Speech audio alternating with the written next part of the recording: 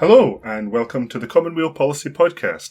I'm Craig DL, and listeners may remember that a few weeks ago I said I was going to take a couple of weeks off to go and get married. Well, this week I have a very special guest here today. My new wife, campaigner, activist, creative director for EU Citizens for an Independent Scotland, Ellen DL. Hello! Hi! That's so weird! It's great to have you back on the podcast. It has been a while. What have you been getting up to since you were last on? Well, I have gotten married, as you may have heard. There's been a lot of different campaigning stuff going on, not just pertinent in relation to migration and EU citizens, but, all sorts of things popping up and cropping up. I'm getting quite involved with Now Scotland because it seems like an organisation that is intending to actually empower the grassroots movement rather than, virtue signalling and collecting a lot of celebrities to say the thing that we've been saying for 7 years. And I feel a lot of hope for that part of the movement. So that's one of the things that I've gotten up to. Our first married political action turned out to be surprisingly effective, though we were not the only ones taking part in it. Maybe you want to... Yeah, or we weren't even the ones initiating. We were pure bystanders, although we were there for the reason. We were at the Kenmure Street protest a week ago to protest against the Home Office committing another dawn raid in Scotland and removing two guys from the community that they'd lived in for many years. We were two of over 1,000 people who were there, and Ellen managed to document a fair chunk of the protest and live stream it out to several hundred other people. And I'm glad to say that we were there at the moment when the two guys were released. They were then escorted to the local mosque by the police, and the police were escorted by the crowd. Yeah. So it was an interesting little moment. Initially, it was quite interesting that when the standoff reached its head and the police said that, right, these guys are going to get released, the initial statement that went out was that the protesters must disperse and then they will be released. And the entire crowd basically went, nah, we're not having it. We don't trust the Home Office. We currently don't trust Police Scotland because the police presence was enormous. And it didn't exactly seem like it was necessary to have such a big police presence, given that the protest was completely peaceful and only physical action was actually taken by Police Scotland, trying to remove some of the protesters who stood their ground, which meant that the police stopped doing that just before we arrived. It was an interesting day for me as a EU citizen and citizen rights campaigner and migration focused. It was fascinating to see that as many times as we've heard the proclamation that Scotland does not have devolved immigration powers, suddenly we see an awful lot of virtue signalling, we see an awful lot of protests and the ability for the First Minister to actually take this seriously and go into serious negotiations with the UK government over what is happening here. So direct action, as far as we can now all clearly see, isn't just effective against a brute force like the UK Home Office. It also very specifically works to get the Scottish Government interested in taking action where they pretend that they have no power. And often in the realm of politics, it's not always about the hard power or the letter of the law that you might hold. It's about the soft power of being able to pick up the phone and talk to people and shout at people and negotiate and make things happen when the pressure is on you to make them happen, and that's what these protests can do. Although it's worth saying, the precedent's now been set. It's now on the Scottish Government to have the same response for every other Home Office dawn raid in Scotland, whether or not there are 1,000+ people blockading the van. Yeah, absolutely. And I mean, as cynical as I am about the action or lack of actions from the Scottish Government when it comes to migration, even though we don't have the devolved powers, we are not exhausting the powers that we have in order to alleviate the pressure on New Scots in Scotland at the minute. our direct action enables the Scottish Government to do more, which is why it's important that each and every one of us realises that we add to the pressure that enables our government. Yeah, and this was something that we'll probably talk about this a bit later, but this is something that Commonweal said in our paper Within Our Grasp, that called for a pressure campaign for an independence movement and to force an independence referendum, to force independence. It is these acts of action that demonstrate the public will to go further. If we are willing to go further, the government is willing to go further, and that helps push everything forward.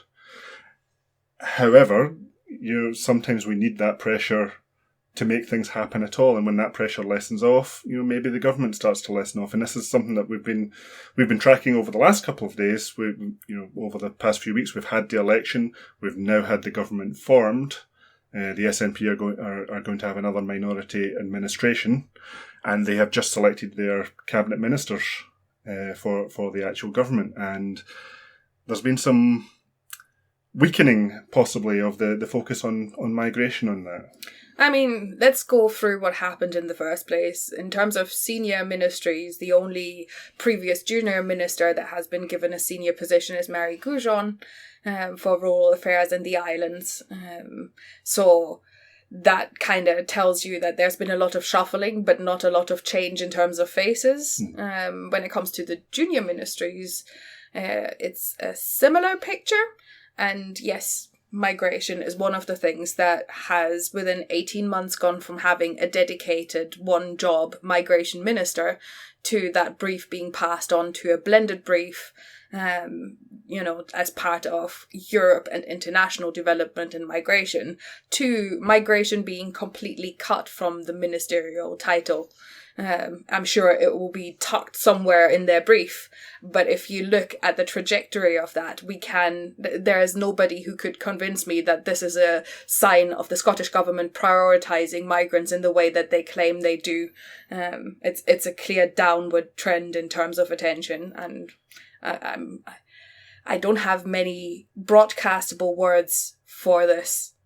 Yeah, for me, it's that downward trend especially is a clear signal. We can imagine what would happen if, for example, the Cabinet Secretary for Education became the Cabinet Secretary for Culture, Sport and Education, then the Junior Ministry for Education and Lifelong Learning, and then the Junior Minister for Lifelong Learning, for instance. You could, if you saw that trend over several administrations or governments or years, you would be saying, right, maybe this government doesn't really care about education. So we're seeing the same trend in this. Yes, it is possible that some minister somewhere might have the brief to deal with migration matters. But if they're not advertising it, are they prioritising it? Are they resourcing it? And perhaps more practically, if you want to get in touch with the Scottish Government to talk about migration matters, if it's on the job title, you know who to phone. If it's not, you don't. And that makes things a lot harder. From everything from us within the political bubble trying to do activism and lobbying to some member of the public who needs to speak to a minister about an issue they have. I think Kenmure Street is an ideal example, other than the international media covering that there will be a local election across Scotland. I mean, local in the context of the UK. That there is this election going on. The single most media-worthy thing that made it into international media, specifically across Europe, was Kenmure Street. That is directly concerned with migrants and Scotland taking a different track when it comes to that. I've been in this field and trying to help the Scottish Government with sensible, progressive policy suggestions. Even just encouraging them to start thinking about what they can do rather than papping any ideas off with we don't have devolved powers. We've seen that, for example, fracking was not an area that was directly devolved to Scotland, but we managed to circumvent the lack of devolved powers by, instead of banning, making or putting in place a moratorium that just continues indefinitely. We need to think proactively and creatively about what we can do, and we need to start exhausting the powers that we have rather than pretending that there's nothing that we can do. Unfortunately, this is a mark of this administration, and this administration seems to not have much change. They've changed seats but not faces, especially after this cabinet reshuffle. So the last couple of years of campaigning have shown pretty clearly that even when there were valid suggestions on the table, they haven't really taken the time and not put any effort into making them happen. And it's becoming more and more urgent. I know as an EU citizen, I am not, the most discriminated migrant in Scotland, at least yet. My skin colour and my muddled, reasonably acceptable accent allows me to blend in as long as I keep my mouth shut. But there's non-EU migrants that suffer an awful lot more discrimination, and so it's not enough to suddenly be left with a brief that says culture, Europe and international development, but drop migration. Yeah. If Europe is on that brief, so should migrants be, because Europe is not the only part of the migrant population that needs protected. And for EU citizens, the settled status deadline is coming up in July. Maybe it would be good to explain what that means. Yeah, well, actually, just as you mentioned, with EU citizens starting to get drawn into that hostile environment, you've started to see the EU complain about its citizens being detained on arrival and going through the same process that non-EU citizens have endured and suffered for years now, and they're starting to demand that the UK treat their citizens better, which is absolutely within their right to do so, and I absolutely should. I hope that it leads to the better treatment of all migrants rather than just going back to EU citizens are special, let's treat them a bit nicer than the other ones. Yeah. The only part that makes EU citizens more relevant at the minute than non-EU citizens is that we have been newly added to the pool of people that should be made to feel unwelcome through the hostile environment. And from the July the 1st of this year, so in 6 weeks or so, every EU citizen that doesn't hold a visa or pre or settled status and is living in this country will be considered by the Home Office as an illegal resident and will be treated with a full blunt force that the Home Office applies to any other apparently illegal resident of this country. That's where we're at. But, I see the Scottish government making no significant steps when it comes to this. And even the SNP, after I gave them a suggestion paper with things to consider for the next couple of years, 2 years ago. And suddenly, out of nowhere in the manifesto for this election, the SNP manifesto, there's a couple of lines. One of them picked up one of the suggestions that I made and that I was told I should completely forget about because it was never going to happen anyway. Now the SNP has decided that they will, consider? They will explore a physical token for holders of settled status and pre-settled status. Now, actually, let's take a wee step back there, because last time you were on the show, you actually talked about your suggestion paper, and you had 3 concrete suggestions in there. You had the physical token for settled status and pre-settled status holders. Right. So you had a discrimination hotline for migrants and other people facing discrimination in Scotland, and you called for a working group to come together to discuss issues. Yeah. Yes. Now, you talked about them in detail in the previous podcast. I'll link to it in the description. But would you just like to go through each of them and give a briefer idea of what they are about and why they're important and where they are now in the political sphere? What's happening with them? Sure, we'll leave the settled status physical token until last.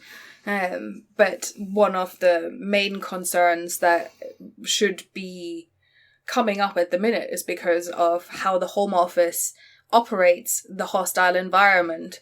I mentioned this the last time I was here, but essentially everyone that interacts in public life and provides a service to the public now is legally required to check the legal migration status of EU citizens, which would be settled status or pre-settled status, or if they have arrived after January of this year, a visa type of arrangement. That obviously saves the Home Office an awful lot of money because, everybody's doing it for you. Why pay a border agent when you can get some landlord to do it? Exactly. But if you are a landlord or a bank or a healthcare provider or, anybody else who interacts with EU citizens, this is an additional administrative burden placed on you. So if two people are applying for the flat and one of them is British and has none of these requirements, it isn't a far stretch to think that there might be advertent or inadvertent discrimination taking place because it's just not what people signed up for when they became landlords. And you can see the same potentially in employment as well. If an employer has to go through a bunch of extra paperwork to verify the person who came first in the interview, whereas the person who came second in the interview, you don't need to bother with that, there's a temptation that you go with the other person. Absolutely. So for me, it seemed pretty obvious 2 years ago already that discrimination of EU citizens was going to be a much bigger deal than it is currently. EU citizens have distinguished themselves in Scotland by fitting in a way that meant that there wasn't even all that many interest groups surrounding EU citizens. But it is also clear that Scotland has discrimination issues that have nothing to do with EU citizens or even with migrants. There's a lot of instances of discrimination taking place. Currently, there is no mechanism to report these other than going to the police. And if you look at how that works, there is an incredibly high threshold of hesitancy to report something to the police in the first place. And then from the police side, there's an incredibly high threshold of burden of proof to record something as, for example, a hate crime. So my suggestion for this was we should make a discrimination reporting hotline available for people to report all sorts of discrimination. And I decided that the best way to do this is probably to use a channel that is already being used by the Scottish Government currently in connection with EU citizens. The Citizens Advice Bureau provides a hotline, or has provided up until now a hotline, that gives advice to EU citizens trying to apply for settled status. It's not always a straightforward process, and so the Scottish Government has hired the Citizens Advice Bureau to have a dedicated hotline where EU citizens can call. The future of this hotline, given that this deadline is coming up, is a little bit insecure, and we're not sure how long they will decide to keep that open. That is, there is something to be talked about, but in any case, it indicates that there's capacity becoming available there, and there's a proven path that has worked. I myself have used this hotline in the past. And the advantage of the Citizens Advice Bureau providing such a service is that the Citizens Advice Bureau can offer advice on all sorts of things concerning citizens and residents in this country. So if somebody reports and requires help with anything surrounding their experience of discrimination, whether it might be help with rehousing or contacting the police with benefits, whatever, the Citizens Advice Bureau is able to offer that kind of help to people who report. That's where we're at. I wrote an overall suggestion paper and a detailed suggestion paper about the discrimination hotline specifically. Obviously, there is no clear numbers when it comes to discrimination, not least because of the thresholds when it comes to police reporting that I've just mentioned. We can't really do anything about discrimination or anything else if we don't have the numbers and the facts. We can't pretend like there isn't an issue, but we also can't have a clear indicator that there's a need to react if we don't have the figures to report. So that is why that suggestion to me still is pretty high on the list. And given that in 6 weeks we have this deadline coming up, it would be a good time to reconsider what to do with the capacity that the Scottish Government has already lent from the Citizens Advice Bureau. And the current status of this plan is you've written the papers, they're out there, you've been in conversation with ministers about this plan, but it hasn't yet been formally picked up by the government, and doesn't seem as if it's going anywhere yet. No, I seem to have been dismissed an awful lot, which has been, expected but frustrating given that I had no intention of making any trouble for the Scottish Government. Quite the opposite. I was intending to help and offer suggestions that clearly they weren't thinking about at the time, and apparently still are not. Let's assume that being an activist means exactly that kind of thing. But when things become more urgent, it is time to either pick up the things other people have worked on and suggested, or you put your own suggestions on the table. You certainly don't remove the role of a migration minister. Yeah. So that's the discrimination line.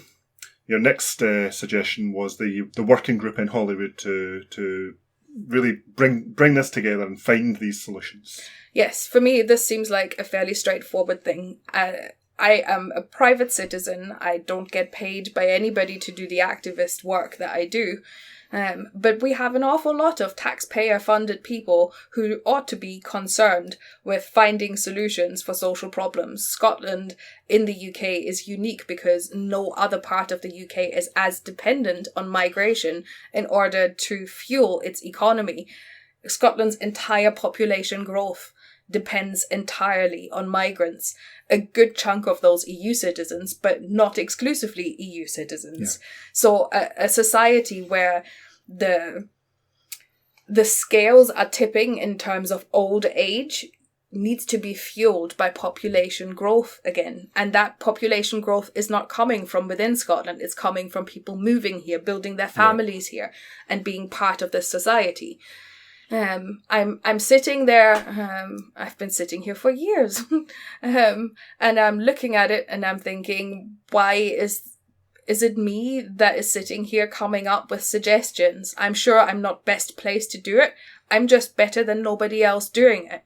I would much prefer if there was a cross-party working group at Holyrood that was specifically tasked with finding means of better protecting and serving the new Scots coming to Scotland, giving not least, not just in a nice, heartwarming, we're all diverse kind of way, protecting the financial and economic interests of this country by protecting the migrant population that is in this country. Yeah, and not to labour the point too much, but if this was a cross-party thing in Holyrood, I would probably expect it to be chaired by the Minister for Migration, which we currently don't have. Yes.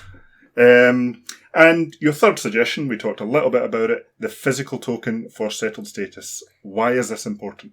Well, as we discussed at the beginning when I started going through the ideas, the discrimination thing is going to come up, and the additional administrative burden that is placed on the public sector and on private service providers when they interact with EU citizens means that they are legally responsible for checking our status. The status of settled status currently is only available online. However, anybody from a banker to a landlord to a healthcare provider is able to, should be able, if there weren't constant technical glitches, but, should be able to check the status of this EU citizen that they're currently dealing with in front of them online. But that is quite the barrier. And the reason that I suggested a physical token is because the Scottish Government, as well as anybody working in a council, could be able to check the legal status, residency status of an EU citizen here. And that would mean that while the Scottish Government can't alleviate the burden of having to make sure that each business and each person that interacts does check the status of the EU citizen, there is a sort of proof that the Scottish Government at some point has been able to ascertain that this citizen is here legally. So this gets out of the way the imminent danger of discrimination and gives some sort of certainty to people interacting with EU citizens that they're not providing a service that they shouldn't if they skip this step. Yeah, and to bring back that example of the job interview I used, if you can demonstrate that you have settled status and someone else has checked it, it builds up that trust that the employer, does still have to do the check, does still have to spend time doing the check, but the time will not be wasted. They know, they have a good sense that the verification will come back and they can hire the person in good faith. Yeah, it's been kind of a surprise to see that this is the suggestion that has been quietly picked up after 2 years of being told, oh, this is never going to happen and this is a terrible idea and please stop talking to us about it. Yeah, let's talk a bit about that process actually. When that appeared in the SNP manifesto a few weeks ago, were you contacted at all? Well, I wasn't contacted by the Scottish Government nor by any SNP representatives, but I was contacted very nicely by quite a lot of people who know me and know what I've been campaigning for in the last couple of years, who contacted me to go, have you seen this? Can you believe this? Were you told about this? And all I could do was, hang on, send me the link. I had no idea. Yeah. So it's interesting to see that this is the suggestion that has been picked up, because the other two suggestions are just as pertinent. And it's even more intriguing to see that there's an exploration taking place within weeks ahead of a deadline where we need it from day one, you know? Yeah. An exploration is not the same as an agreement that we will take this forward. It's, we'll put it in our manifesto because it sounds nice. Let's see what comes of that. Yeah, I mean, 6 weeks does not seem a long time to do an exploration, do an investigation. And set it up. And set it up and get it launched. Normally, if you were doing an exploration, you'd expect things like consultations and pilot projects. There is no time for any of that. We need this right now. Yeah. Yeah, it's interesting, and I'm still fighting for all the other points, but there has been a new point added to my list, and that is to demand that Scotland reinstates the function of having a migration minister. This is vitally important. People have asked me why a minister is important when the SNP in their manifesto have said that they will set up a service for migration. A service for migration is a service. It's, you know, we could just as well say, oh, we have SEPA, why do we need a minister for the environment? Oh, we have schools, why do we need a minister for education? We have GPs, why a minister for health?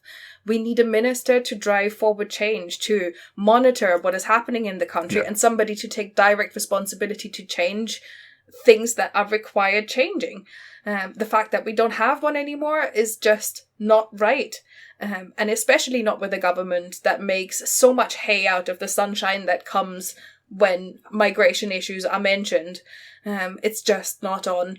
So maybe I can use this opportunity to invite everybody listening that every time you see a virtue signalling post about migration, make sure to leave a comment on social media and remind Nicola Sturgeon personally that is now her responsibility to do something, since she has decided that a migration minister is no longer required. It is public pressure, like in Kenmure Street, that is going to cause the changes that we are fighting for, and we need your solidarity in the same way that my organisation, EU Citizens for an Independent Scotland, has been standing in solidarity with Scots fighting for their independence. So I'd be really grateful if you could make that part of what you call for when you call for change in Scotland. Yeah, and that segues us back into what we were talking about at the start, about the need for pressure campaigning in a lot of different aspects of activism, because it's that pressure that creates the permission to change, or at least denies the permission to not change. And that kind of direct action, while it's not on the scale of 1,000 people blockading a van in the middle of the street, it is still direct action that people can take to effect that change. Absolutely. So, what's the next project for that direct action then? Once you've got the migration minister. Oh, there's a lot of things to do, and in terms of EU citizens, it's obviously quite urgent. I think there's a lot of things to do. We have to start dealing with the suggestions that have been on the table for the last 2 years. I'd love my suggestions to become redundant, because a working group has been opened and ministers and MSPs are coming up with better ideas. Yeah. Please do something better than what I've suggested, but don't send us away without doing anything, pretending that there's nothing we can do, so we won't think about it. Yeah, certainly when all the ministerial posts were allocated over the last few days, I sat down, looked through them all, and I started joining them up with all of Commonweal's policy papers to find out who I'm going to be speaking to about what. If any of you are listening, you'll be getting phone calls and emails very soon. So I think we will wind things up there. It's been a fascinating chat, Ellen. It's been great getting you back on the podcast, and thank you again for marrying me. No worries. Thank you for marrying me. It has certainly been an interesting few years in our activist lives, as we found ourselves orbiting around each other, then colliding into each other. Long may it continue, and long may we continue to fight in roughly the same direction. I certainly don't want you as an enemy.